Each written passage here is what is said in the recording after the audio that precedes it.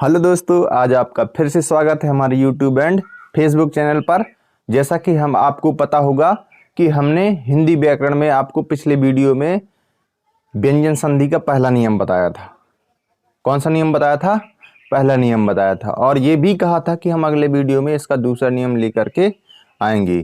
तो जैसा हमने कहा है वैसा ही कर रहे हैं। तो आज हम लेके आए हैं व्यंजन संधि का दूसरा नियम। क्या है दूसरा नियम? जो कि हमने बोर्ड में लिख रखा है। तो इसको पहले हम समझेंगे, और यदि हमने नियम समझ लिया, नियम यदि समझ में आ गया तो उदाहरण तो आसानी से समझ में आ जाएगा। तो चलिए हम आपको बोर्ड में समझा रहे हैं। नियम प्रथम पद का यदि अंतिम वर्ण क्या हो चाहिए? द होना चाहिए इसमें।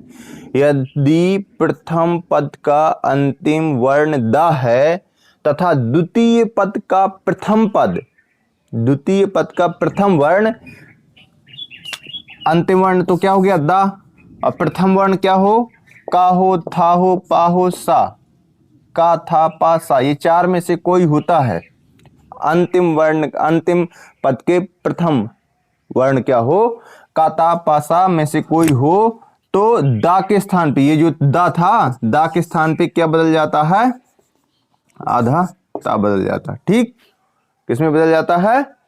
आधे ता के रूप में बदल जाता है। वैसे ही हमने इसको ट्रिक के रूप में लिखा कि दा का योग यदि का, ता, पा, फा, सा तो इसमें छूट ही गया। क्या छूट गया था? ता, सॉरी, इसमें ता छूट गया था।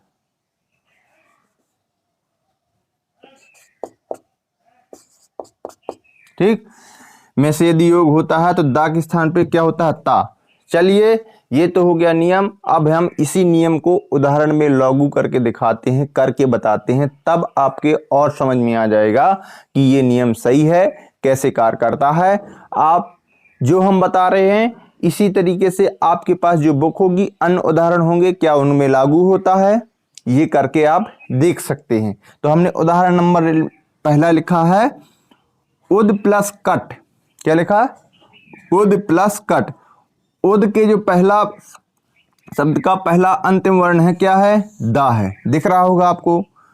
और कट में पहला वर्ण क्या है? का। तो हमने आपको क्या बताया था? यदि का और का के दा के बाद यदि का आता है तो हमारा दा किस में परिवर्तित हो जाता है? ता में, आधिता में परिवर्तित हो जाता है। तो उत्कट हो गया।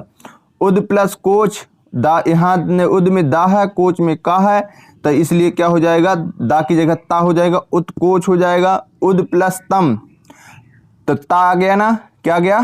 ता।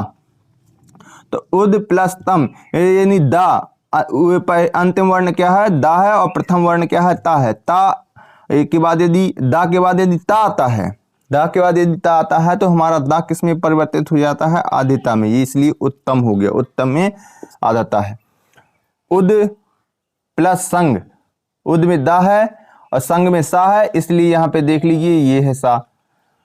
इसलिए दा के बाद यदि सा आता है तो हमारा दा किस में परिवर्तित होता है? आधिता में, इसलिए उत्संग हो गया। इसी प्रकार पांचवा उदाहरण उद प्लस पन्न। उद में दा है और पन्न में पा, ये आता है ना पा, इसलिए हमारा दा किस में परिवर्तित होगा? आधिता में, इसलिए उद प्लस पन्न बराबर उत्पन्न हो गया। इसी प्रकार छठवां उद प्लस सर्ग बराबर उत्सर्ग हो जाएगा, क्योंकि दा के बाद सा आया। ठीक, और सातवें में उद प्लस ताप, उद प्लस ताप, तो दा के बाद ता आता है, इसलिए हमारा दा किस में परिवर्तित होगा? ता में, उत्ताप। क्या? उत्ताप हो जाएगा। तो आप देख भी रहे होंगे कि जो हमने नियम बताया था कि यदि दा के बाद का, ता, था, पा, सा में से कोई भी वर्ण आता है तो हमारा दा ता में परिवर्तित हो जाता है। किस में परिवर्तित होता है? ता में परिवर्तित हो जाता है। ठीक, तो अभी ऐसे याद रखना है। उद प्लस तीर्ण, उद प्लस तीर्ण, तो उद के बाद ताया, इसलिए हमारा दा किस में परिवर्तित होगा? आधिता में, इसलिए उत्तीर्ण हो जाएगा। उद प्लस तेजक, उत्तेजक हो जाएगा, क्योंकि दा के बाद ता आया।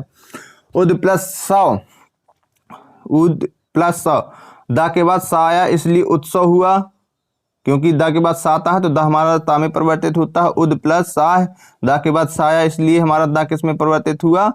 ता में हुआ। किस में होगा? ता में।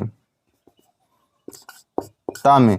उद प्लस साव, उद प्लस साव, ये भी उत्सव ही लिख गया है। उद प्लस सा, 2 बार उदाहरण लिख गया है, कोई दिक्कत नहीं है। उद प्लस सम, तद प्लस सम, तद में दाया असम ये सा ही है, और तो हमारा दा के बाद यदि सा आता है तो दा किस में बदल जाता है, ता में, इसलिए क्या बन जाएगा, तत् सम।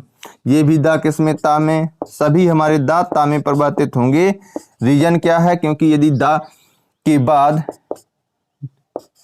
यदि दा का के बाद यदि का, ता, था, पा, सा में से कोई भी आता है तो हमारा दा ता में परिवर्तित हो जाता है। ये हमारा क्या है, व्यंजन संधि का दूसरा नियम कहता है।